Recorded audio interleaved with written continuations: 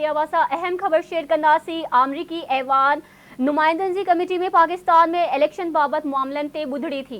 Breaking news अवां share कंदासीं। America जे ॾखण एशिया जे लाइ assistant secretary of state Donald Lu ख़िताब कयो आहे।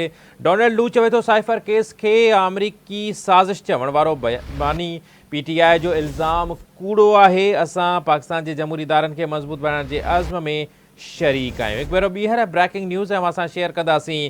साइफर केस खे अमरीकी साज़िश चवण वारो बानी PTI जो इल्ज़ाम कूड़ो आहे।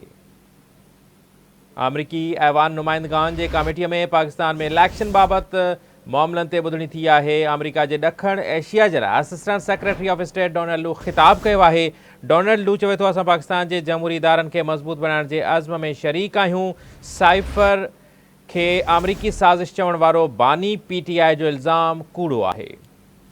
बिल्कुल नाज़रीन, अवां खे ॿुधाए रहिया आहियूं डोनाल्ड लू जो चवणु आहे त साइफर केस खे अमरीकी साज़िश चवण वारो बानी PTI जो इल्ज़ाम कूड़ो आहे। असां पाकिस्तान जे जमहूरी इदारनि खे मज़बूत बनाइण जे अज़्म में शरीक आहियूं।